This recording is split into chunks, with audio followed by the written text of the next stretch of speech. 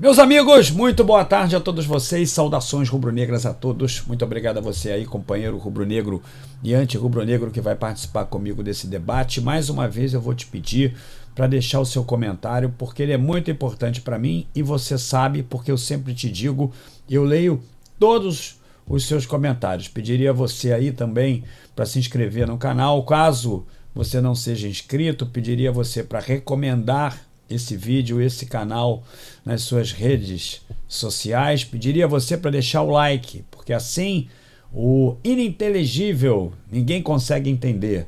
O algoritmo do YouTube passa a recomendar mais o canal.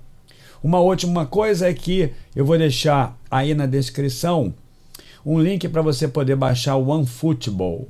Isso, o melhor aplicativo à tua disposição no mercado sobre futebol. Tenho certeza absoluta que você vai gostar substantivamente desse conteúdo praticado pelo OneFootball, que vai permitir que você verse com mais propriedade sobre o futebol. É o seguinte, meus amigos, esse é um tema muito importante que eu já venho debatendo há muito tempo com vocês, inclusive mostrando realidades de outros clubes sendo mal interpretado, inclusive às vezes por torcedores de outros clubes, quando eu comparo a situação de um clube em estado falimentar, ou seja, à beira da falência, se é que não tenha falido. Eu não vou citar nomes de clubes hoje para não ferir suscetibilidades, com a situação do Flamengo, que tem uma questão financeira, que tem uma questão conjuntural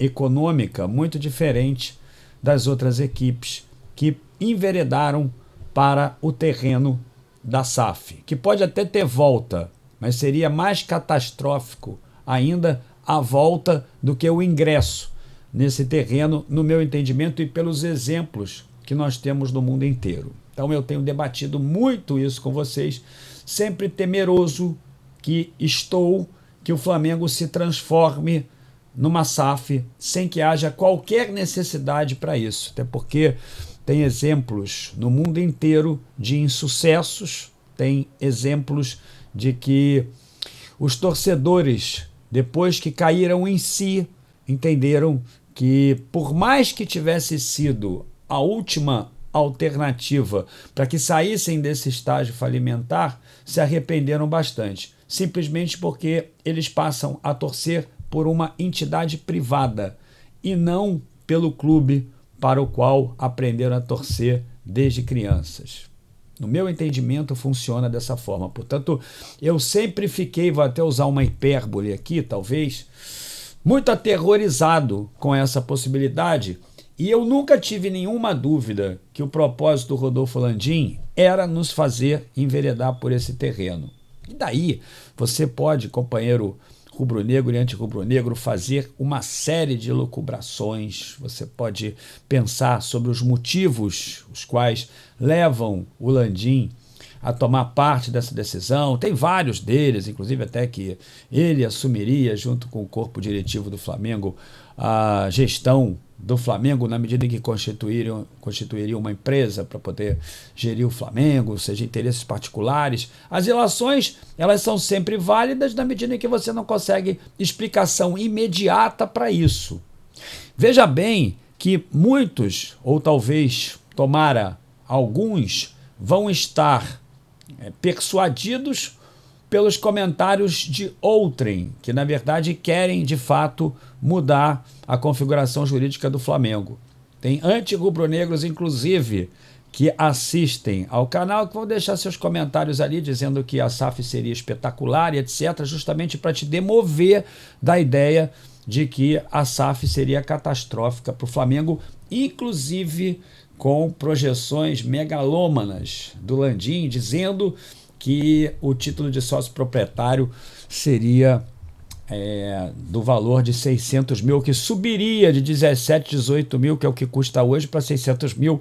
Um argumento claramente influenciador, um sofisma que, no meu entendimento, foi apresentado ontem na reunião do Conselho, quase que como uma bravata para tentar te persuadir, companheiro, a votar com ele quando essa proposta, na verdade, for até o Conselho Deliberativo para que seja discutida e depois votada. E eu quero te falar uma coisa, brinquei aí na live, botei ali o Goku, que eu mal conheço, dizendo que só o Goku realmente para poder livrar o Flamengo de uma SAF, porque eu tenho quase que certeza que o Conselho, em sua maioria, está realmente muito inclinado a fazer tudo o que esse homem aqui quer. Inclusive ontem também, no meu entendimento, distribuiu uma outra bravata falando do Jorge Jesus sem nenhuma necessidade, dizendo que o Jorge deveria agradecer muito mais ao Flamengo do que o Flamengo a ele, completamente necessário. O Flamengo já tem um treinador.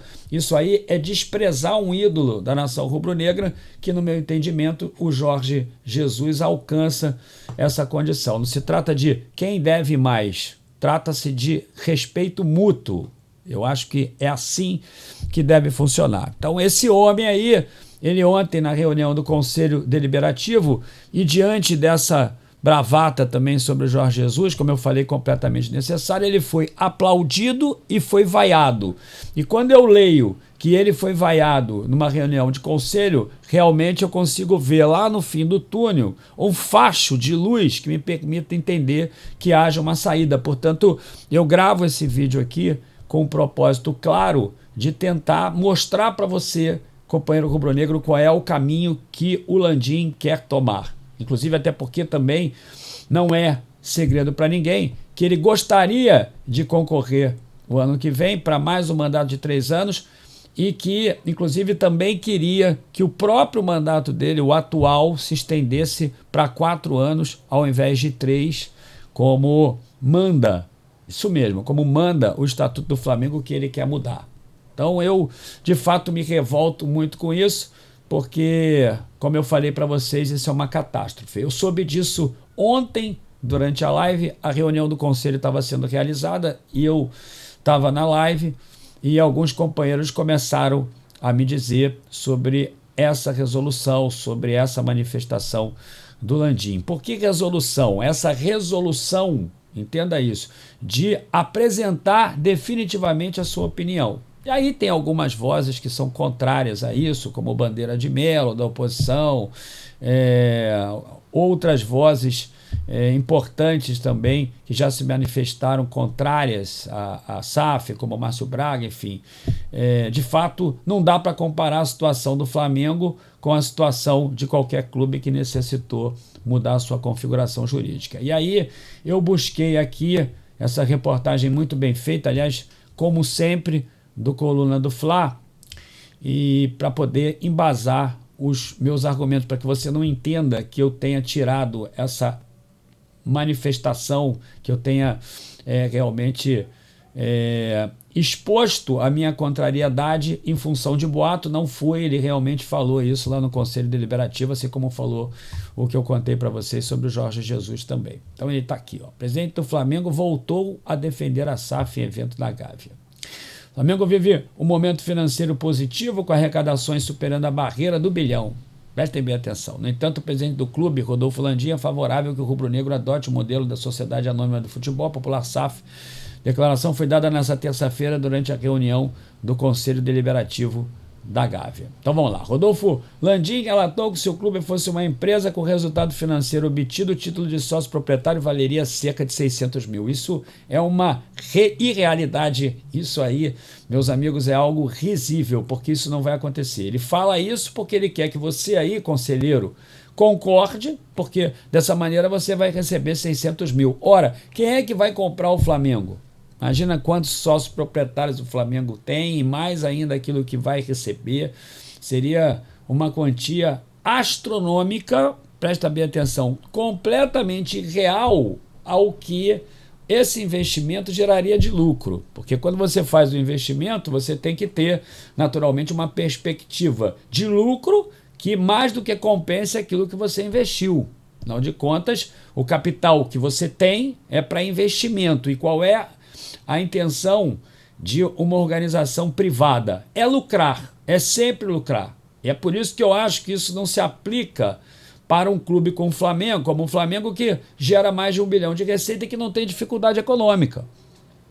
De forma alguma, o Flamengo não precisa disso, porque você imagina só, numa reta final de campeonato aparece uma proposta para o De Arrascaeta, eles vão lá, vão vender o De Arrascaeta, como recentemente aconteceu aqui em vários clubes, não vou citar, e que revoltaram muito os seus torcedores, porque afinal de contas, o que o torcedor quer? O torcedor quer comemorar o lucro da SAF? Não. O torcedor quer comemorar a vitória do time dentro de campo.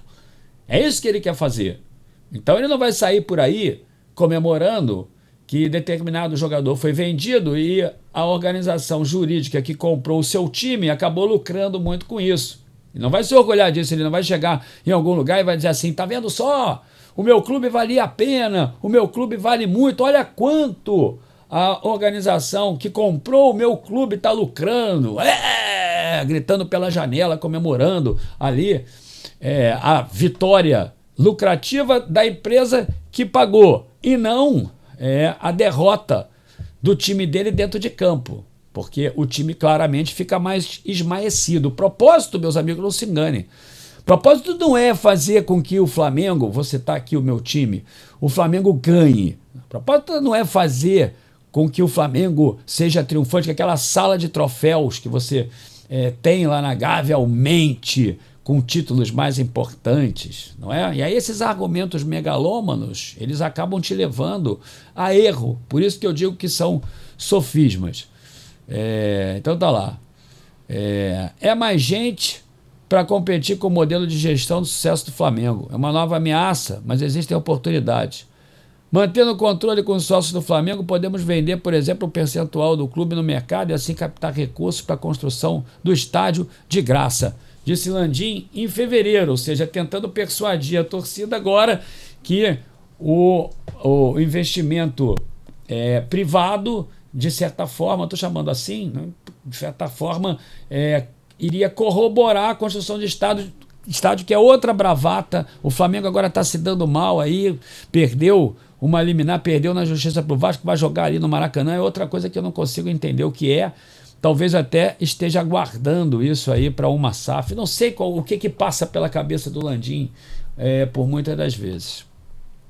A sessão do Conselho Deliberativo contou ainda com a apresentação do projeto Gávea, século XXI, que pretende construir um hotel temático, estacionamento subterrâneo para 1.000 carros, museu, revitalização do campo e muitas outras melhorias à sede do Flamengo. Além disso, a ideia é que o gramado tenha condições de receber treinamentos da equipe profissional e jogos das categorias de base, futebol feminino, até aí tudo bem, é um projeto de engrandecimento social muito importante.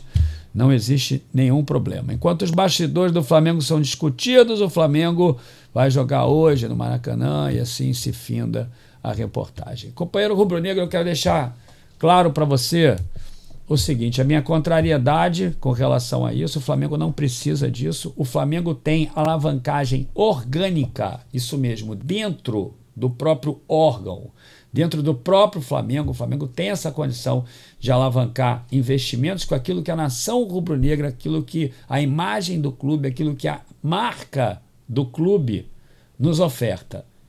O Flamengo tem amplas condições de construção de um estádio. O Flamengo não botaria R$1, vocês todos sabem disso.